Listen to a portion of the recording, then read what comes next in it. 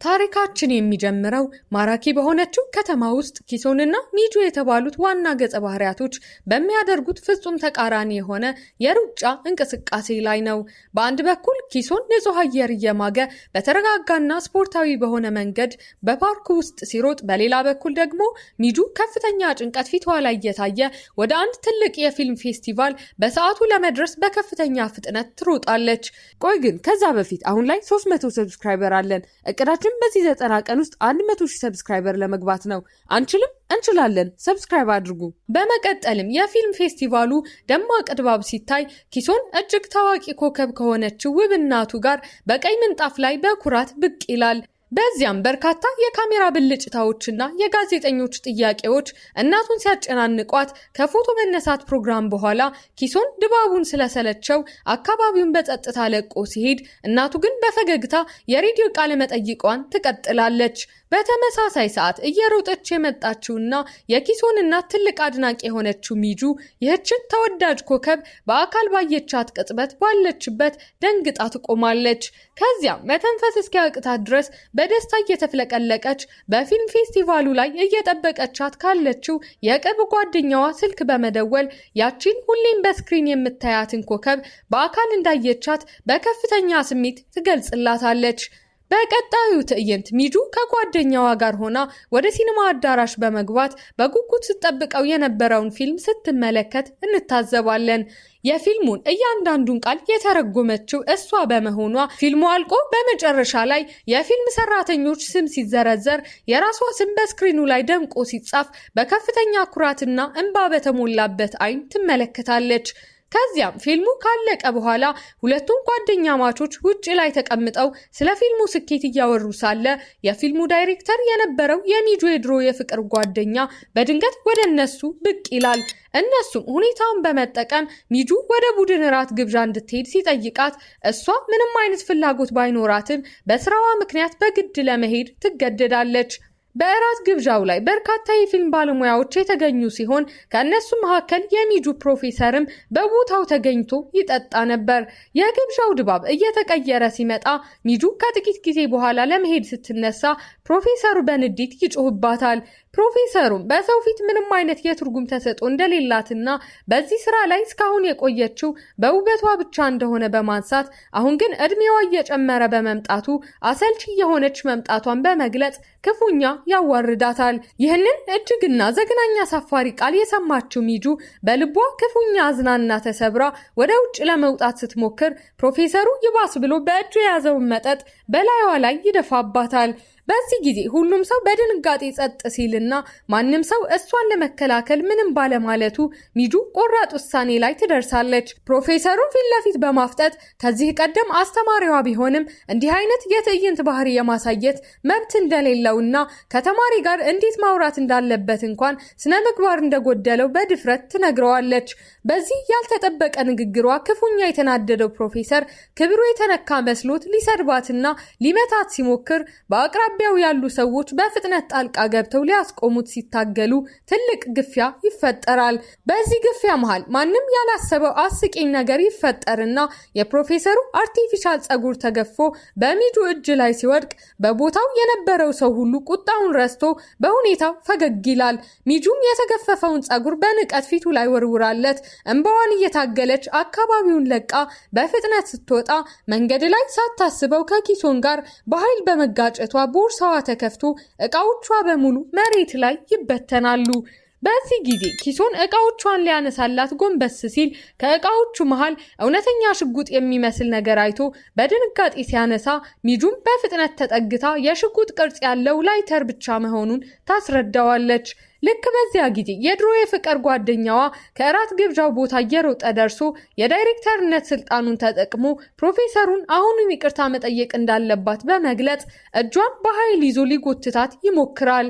ይህንንም ተከትሎ ኪሶን የልጅቷን መጨነቅ በማየት ያንን በእጁ የያዘውን ሽጉጥ የሚመስል ላይተር ወደ እሱ በመጠቆም ወዲያውኑ እጇን ካለቀቀ እንደሚተኩስበት ኮስተር ብሎ ያስጠነቅቀዋል። በአጋጣሚ ልክ በዚያች ቅጽበት በአቅራቢያቸው ርችት መተኮስ ሲጀምር ትልቅ የፍንዳታ ድምፅ የሰማው የድሮ የፍቅር ጓደኛዋ በእውነትም በጥይት የተመታ መስሎት በፍርሃት ራሱን ስቶ መሬት ላይ ሲወድቅ ሚጁም አጋጣሚውን ተጠቅማ በፍጥነት ትሸሻለች። በሌላ በኩል ታሪኩ ወደ ኪሶን የዕለት ተዕለት ህይወት ሲወስደን ኪሶን በስታዲየም ውስጥ የሩጫ ልምምድ ሲያደርግና ሀገርን የሚወክል የብሔራዊ የሩጫ አትሌት መሆኑን የምንገነዘብበት ትዕይንት ይታያል። በዚያም የቡድን አጋሩ የሆነው ዩሶክ ወደ እሱ በመምጣት ኪሶን በጣም ጎበዝ አትሌት ቢሆንም ቪዲዮውን እዚህ ድረስ ከተመለከታችሁ ተመችቷችኋል ማለት ነው። ቪዲዮውን ላይክ ቻናሉንም ሰብስክራይብ ማድረግ እንዳይረሳ እንላለን። ወደ ታሪካችን። በአካዳሚው ውስጥ ያሉ ሌሎች አትሌቶች ግን በችሎታውና በሀብቱ ምክንያት እንደማይወዱት በጭንቀት ሲነግረው እንመለከታለን። ይሁን እንጂ ኪሶን ሌሎች ስለሱ የሚያስቡትም ሆነ የሚያወሩት ወሬ ምንም ግድ እንደማይሰጠውና ትኩረቱ ሩጫው ላይ ብቻ እንደሆነ በኩራት ይገልጽለታል። ወደ ሚጁ ታሪክ ስንመለስ ህይወት ይበልጥ እየከበዳት መምጣቱን እንመለከታለን። የድሮ የፍቅር ጓደኛዋ ደውሎ ፕሮፌሰሩ በእሷ ላይ በተፈጠረው ጸብ ምክንያት የትርጉም ስራውን ራሱ እንደሚሰራውና እሷ ከስራ ሙሉ በሙሉ መባረሯን በብርድ ስሜት ይነግራታል።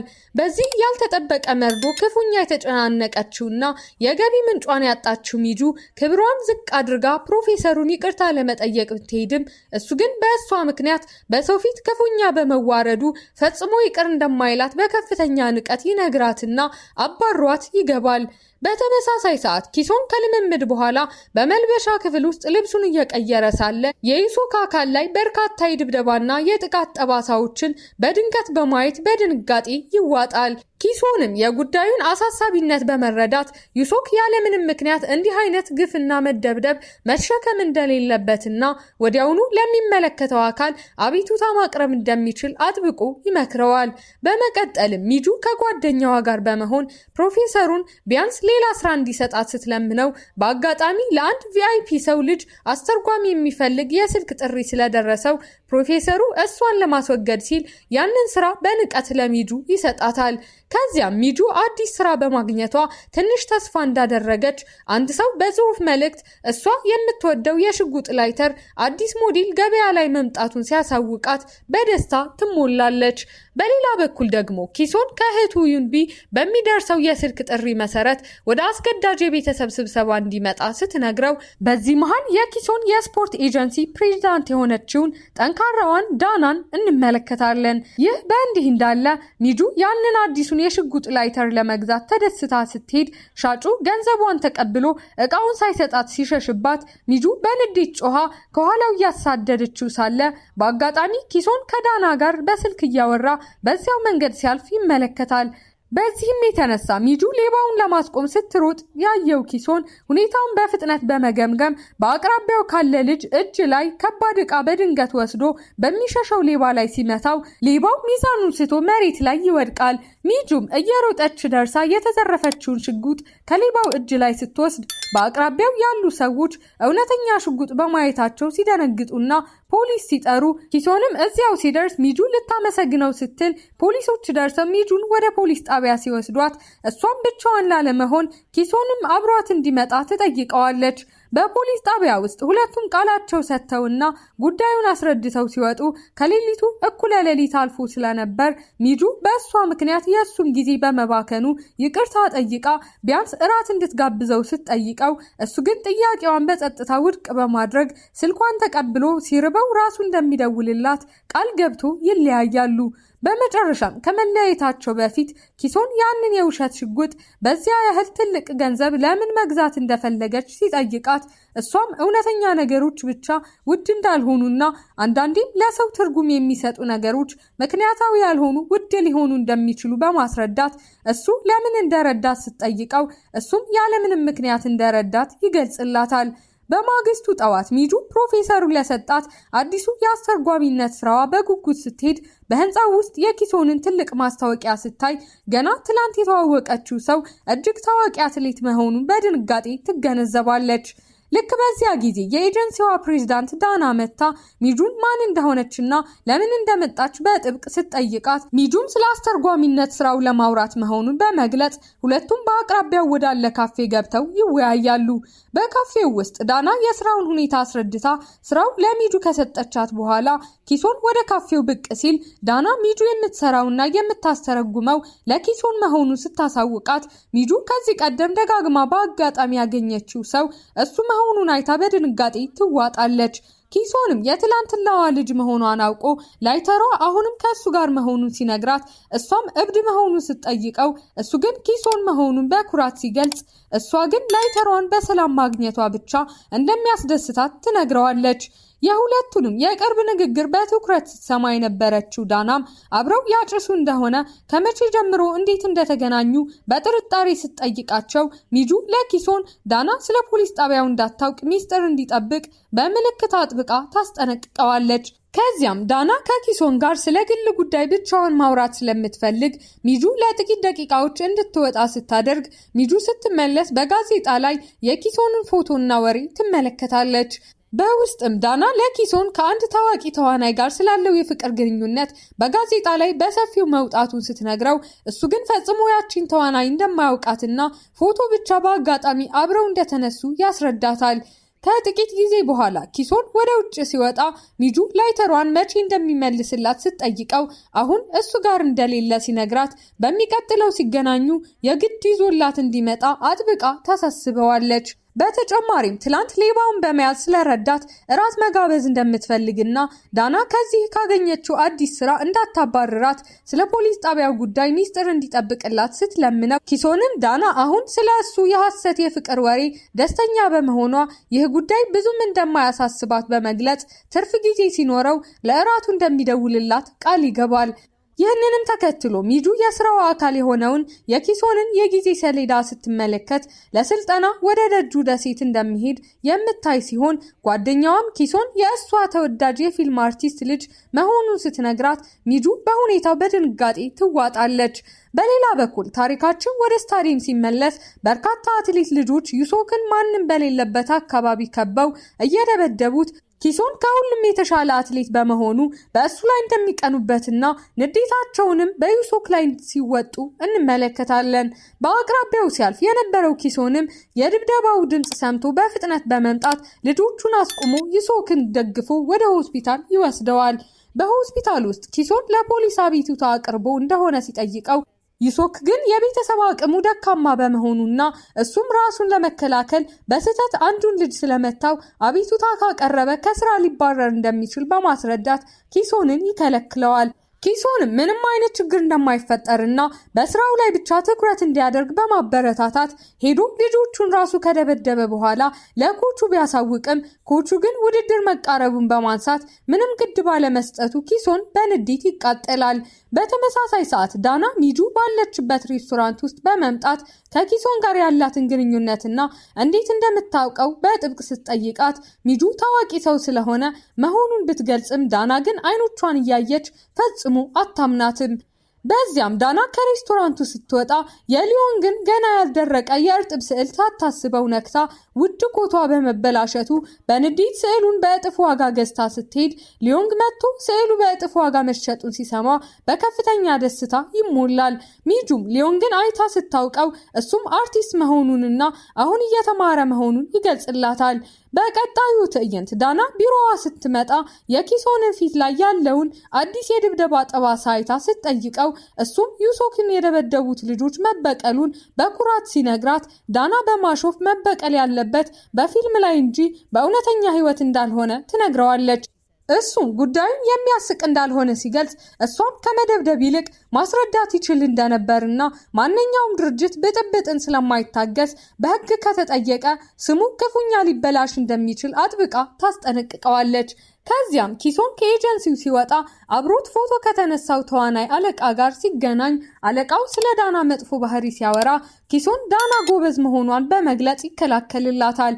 አለቃውም ኪሶን ተዋናዩን እየተጠቀመበት መሆኑን ሲከሰው ኪሶን ግን ያገኘው አንድ ጊዜ ብቻ መሆኑን ቢያስረዳም አለቃው ግን ወሬዎች መኖራቸውን በማንሳት ጉዳዩን ያወሳስበዋል። በሌላ በኩል ኪሶን ጂም ውስጥ ልምምድ አድርጎ ልብሱን እየቀየረ ሳለ ሚጁ ለእራት ግብዣ ስትደውልለት ሲሮጥ ያየችው ሚጁ ምን ያህል ፈጣን እንደሆነ በማድነቅ ስትጠራው ኪሶንም በፍጥነት ሮጦ ወደ እሷ ይመጣና አብረው ፊልም ለማየት ይስማማሉ። ቲያትር ቤት ውስጥ ፊልሙን ሲያዩ ኪሶን ፊልሙ ክፉኛ ቢሰለቸውም ሚጁ ግን የራሷን የትርጉም ስራ በስክሪኑ ላይ ስታይ በደስታ ትሞላለች። በኋላም ውጪ ላይ እየጠጡ ሳለ ኪሶን ፊልሙ አሰልቺ እንደነበር ሲነግራት እሷም ለዚያ ነው መተርጎም የከበዳት በማለት በቀልድ ትመልስለታለች።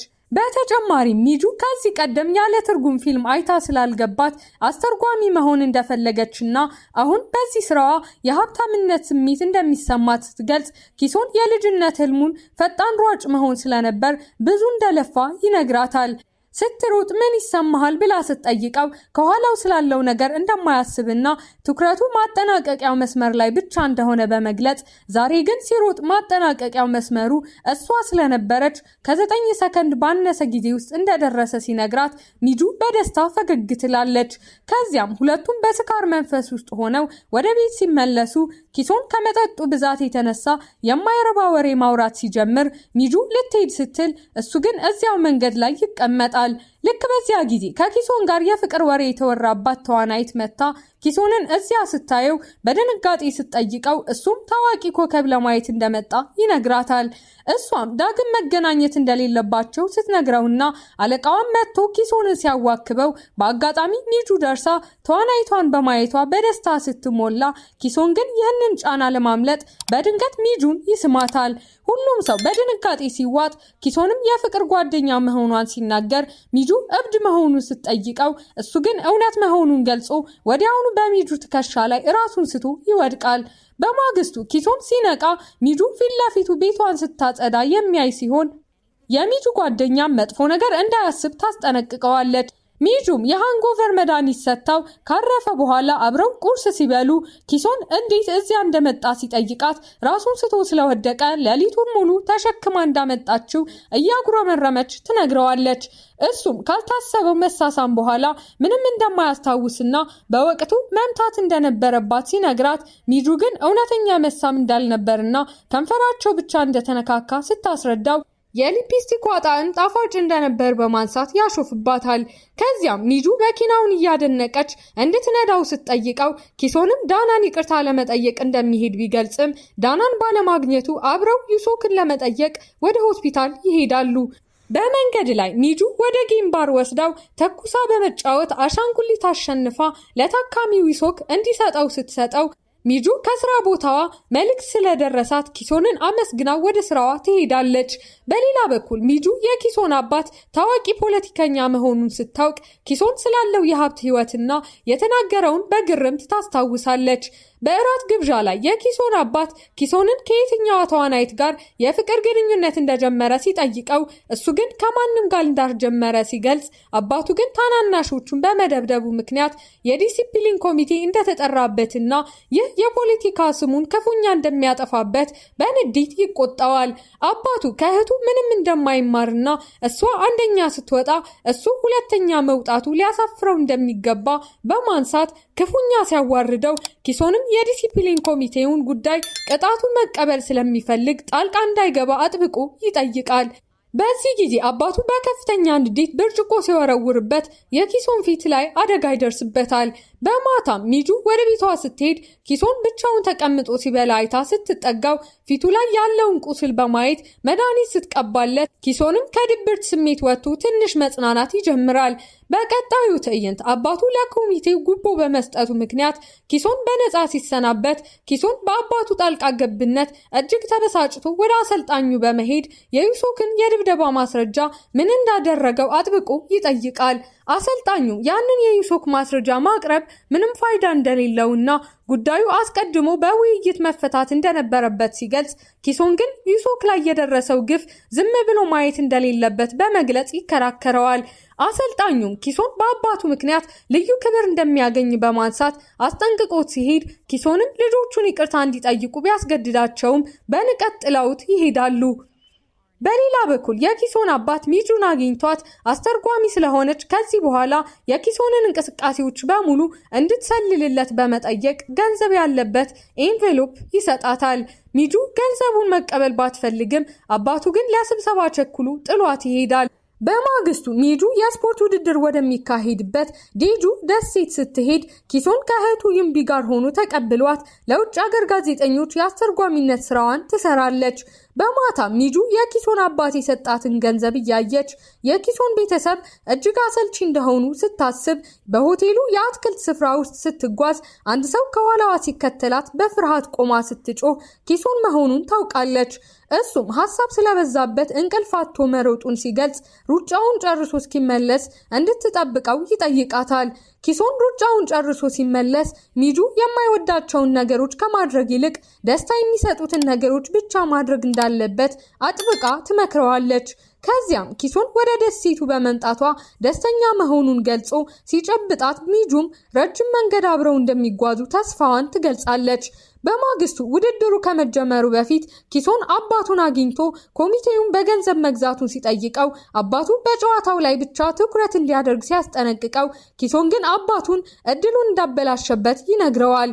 በመቀጠልም የሩጫ ውድድሩ ሲጀመር ሁሉም ተወዳዳሪዎች ሲሮጡ ኪሶን ግን ባለበት በመቆም ሁሉንም ሰው በድንጋጤ ሲያፋጥጥ ለጋዜጠኞቹም ታናናሾቹን በመደብደቡ ምክንያት የመሮጥ መብት እንደሌለው በመግለጽ ሚጁ እንድትተረጉምለት ያደርጋል። ሚጁም ኪሶን ያበደ ቢመስላትም የተናገረውን ተርጉማ ስትጨርስ ዳና የጋዜጠኞቹን ኤሌክትሮኒክስ ዕቃዎች በውሃ በማበላሸት ዜናው እንዳይተላለፍ ታደርጋለች። በሌላ በኩል የኪሶን አባት በሁኔታው ክፉኛ ተናዶ ሚጁን ለምን እንዳላሳወቀችው ሲቆጣት ኪሶን ጣልቃ ገብቶ ይከራከረዋል። አባቱም በንዴት ኪሶንን በጥፊ ሲመታው ኪሶን ፍቅር በኃይል እንደማይገለጽ ነግሮት ሲወጣ ሚጁም ተከትለው ትሄዳለች። በመቀጠልም ሁለቱም በባህር ዳርቻ ላይ ቆመው እራት ሲበሉ ኪሶን ከስፖርቱ ዓለም ሊባረር እንደሚችል ሲያስብ ሚጁ እንዲበረታ ትመክረዋለች። ሚጁም በፍቅር ሲወድቅ ምን ሊያደርግ እንደሚችል ለማወቅ ጉጉት እንዳላት ስትነግረው በጋዜጣ ላይ የወጡት የሐሰት ዜናዎች ክፉኛ እንደሚያናድዷት ትገልጻለች። ከዚያም ዳና ከኪሶን ጋር ተገናኝታ በፈጠረው ችግር ምክንያት ምን ሊያደርግ እንዳሰበ ስትጠይቀው ኪሶንም ዩሶክ ለሚዲያ እውነቱን ሁሉ እንዲናገር ሐሳብ ያቀርባል። ሚጁም ከዩሶክ ጋር በመሆን ለጋዜጠኞች ሙሉ እውነቱን ስትተረጉም ኪሶን ሊሸኛት ቢሞክርም እሷ ግን ራስዋ እንደምትሄድ ትነግረዋለች። ኪሶን ሚጁ እንደምትወደው ሲጠረጥር እሷም ሳትደብቅ መውደዷን ስትገልጽለት ኪሶን ግን በተሳሳተ መንገድ እንዳትረዳው ሲያስጠነቅቃት ሚጁ በንዴት ትታው ትሄዳለች። በሌላ በኩል የኪሶን አባት ኪሶን ከስፖርቱ ዓለም ራሱን እንዲያገል ውሳኔ ላይ ሲደርስ ሚጁ የኪሶንን ላይተር ለመቀበል ስትሄድ የኪሶን አባት የሰጣትን ገንዘብ እንደተቀበለች አምና ትነግረዋለች። ሚጁም ሰዎች ገንዘብ ሲሰጧት ድክመቷን እንደሚያውቁና ካልተቀበለች ግን ችላ እንዳለቻቸው ስለሚያስቡ እንደተቀበለች በማስረዳት አሁን ግን በእሱ ምክንያት መጥፎ ስሜት እየተሰማት መሆኑን አዝና ትገልጻለች።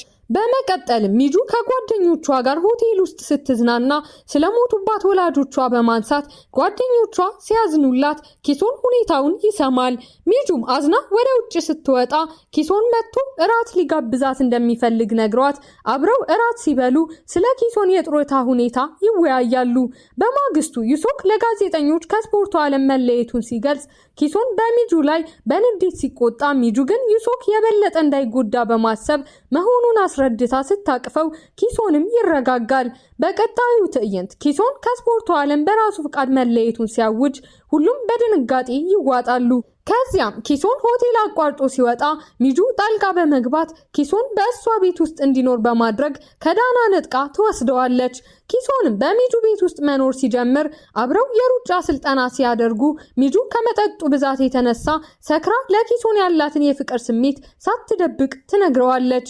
በማግስቱ ሚጁ በነገረችው ነገር ብታፍርም ኪሶን ግን በማረጋጋት አብረው ቁርስ ይበላሉ። በመቀጠል ሚጁ የፊልም ፕሪሚየር ቲኬት ሲሰጣት ኪሶንን ይዛ ለመሄድ ስታስብ የኪሶን አባት ግን ኪሶን ከዳና ጋር ፊልም እንዲያይ ያስገድደዋል። ነገር ግን ሚጁ የኪሶንን እጅ ይዛ አባቱን እያየው ይዛው ስትወጣ ኪሶን በደስታ ይሞላል። ሚጁም ለስራ ጉዳይ ወደ ኒውዮርክ እንደምትሄድ ስትነግረው ኪሶን በሐዘን ይዋጣል። በማግስቱ ሚጁ ከስራ ብዛት የተነሳ ክፉኛ ታማ ትኩሳት ሲይዛት ኪሶንን ስትጠራው እሱም በፍጥነት ደርሶ ሌሊቱን ሙሉ ከጎኗ በመሆን ይንከባከባታል። በመቀጠልም ሚጁ ኪሶንን ጄምስ ለተባለ ሰው ሹፌር እንዲሆን ስታስተዋውቀው ኪሶንም ሹፌር ሆኖ ይሰራል። አባቱም አይቶት ያሾፍበታል።